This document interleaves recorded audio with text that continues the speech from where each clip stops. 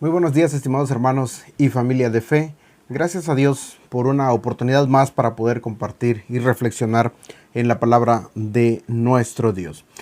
En Hechos, en su capítulo 2 y su versículo 46, se nos enseña que los creyentes se reunían de tres maneras. En primer lugar, observamos que aquellos primeros creyentes se reunían en los atrios del templo. La palabra continuaban en el versículo 46. Esta palabra lleva implícito un sentido de perseverancia y devoción. Dicho de otra manera, aquellos creyentes tenían el compromiso de reunirse con otros para la adoración, la oración y para el estudio de la palabra. Es decir, no vivían su fe cada quien por separado.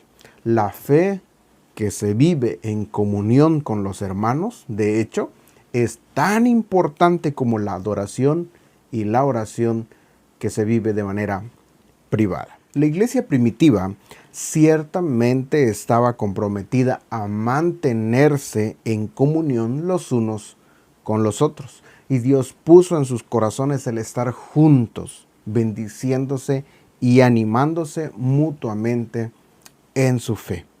Recordemos que las escrituras no estaban al alcance de la mano en aquel tiempo, es decir, las familias no tenían una copia de las escrituras en sus hogares. Si querían escuchar las escrituras, tenían que ir al templo. El compromiso de aquellos creyentes era dedicar tiempo para escuchar la palabra y reflexionar en ella. En el templo la escuchaban y además tenían la posibilidad de meditar en ella y orar. Es decir, el versículo 46 nos dice entonces que estos creyentes acudían todos los días al templo a escuchar y a orar. En segundo lugar, los creyentes en Hechos 2 no limitaban sus reuniones al templo.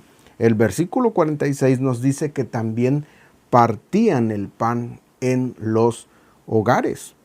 A menudo se refiere a la celebración de la Cena del Señor y obviamente a recordar a Cristo y a su obra. Obviamente todo esto estaba acompañado con una comida común, pero el partimiento del pan no se hacía en el templo. Puede haber una muy buena razón para esta situación, porque aquella práctica de partimiento del pan como recordatorio de la muerte de Cristo, al final del día era una ofensa para los judíos de aquel tiempo, pues la cena del Señor no formaba parte de la tradición judía. Esta recordaba a Cristo, a su muerte en la cruz y la esperanza de sus seguidores, aquella esperanza que tenían en Jesucristo. Entonces, celebrar a aquel que había sido asesinado por blasfemia hubiera sido algo muy desagradable para los líderes judíos y ciertamente no hubieran querido ver que se practicara en el templo. Mientras entonces que los creyentes eran libres para orar y para estudiar las escrituras en el templo, el partimiento del pan se hacía en las casas de los seguidores de Jesús. Estos grupos eran pequeños, más privados, más íntimos, y es muy probable que brindaran a los cristianos la oportunidad de adorar y recordar a Cristo de una manera que no hubieran podido hacer en el templo. En tercer lugar, este versículo habla también de que la iglesia primitiva se reunía para comidas corrientes, lo que servía para dos propósitos. En primer lugar, daba a todos los que tenían necesidad la posibilidad de alimentarse en una comida. Y en segundo lugar, propiciaba tiempo para que los creyentes se conocieran y compartieran de una manera más informal. Al tener esta oportunidad de convivencia informal, se desarrollan relaciones y somos más capaces de atender las necesidades de los demás. Aunque compartir una comida o tomar un café juntos puede no parecer de hecho algo muy espiritual, pero de todos modos es una parte muy importante en el compañerismo cristiano. Durante esos momentos de compañerismo cristiano pueden construirse relaciones y formarse lazos que podrían durar para toda la vida. En los versículos 46 y 47 nos dicen 4 cosas acerca de estos tiempos de comunión que había en la iglesia primitiva. Lo primero, los creyentes se reunían con alegría de corazón y estaban felices de estar juntos. Reunirse no era una carga para ellos, estaban emocionados y agradecidos a Dios por ese privilegio. Lo segundo es que los creyentes también se reunían con una sencillez de corazón. La palabra usada aquí en sencillez da la idea de algo que ocurre sin obstáculos ni obstrucción. Es decir, cuando los primeros creyentes se reunían, lo hacían con corazones que no abrigaban rencores, prejuicios, falta de perdón u orgullo. El creyente pobre era tan bienvenido como el que era rico. Todas las diferencias eran dejadas a un lado, pues todos eran bienvenidos y apreciados. En tercer lugar, la iglesia también se reunía para alabar a Dios. Tenían esta maravilla en común. Sus corazones estaban llenos de gratitud y amor por el Dios que los había salvado.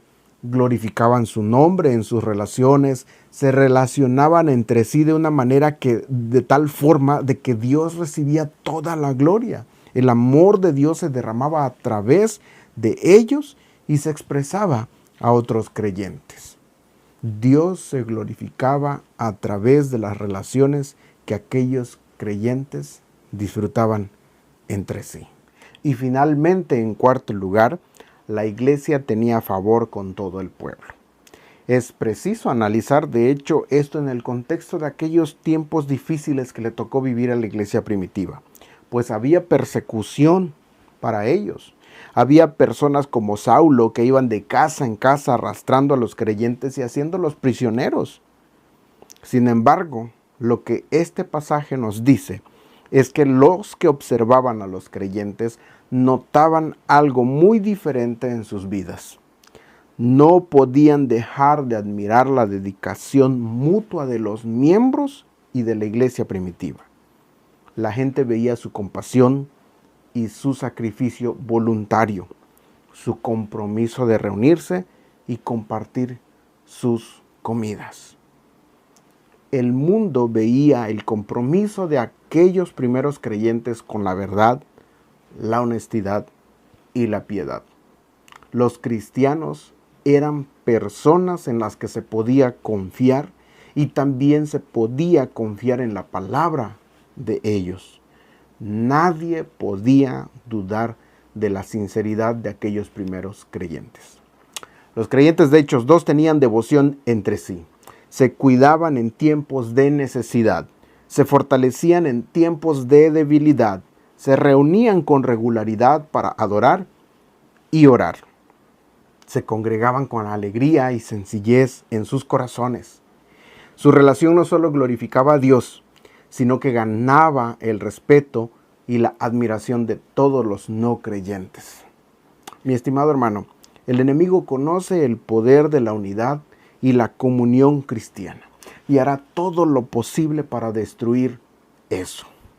No será fácil mantener este tipo de comunión, pero sin duda será una rica bendición y un poderoso instrumento para alcanzar al mundo para la causa de Cristo. Lo primero que podemos hacer es entonces orar para que las relaciones en la comunidad sean sólidas por la palabra, por la oración, por la comunión y por el tiempo de amistad también que tenemos y podemos hacer con ellos. Que tengas un buen día. Que Dios te bendiga.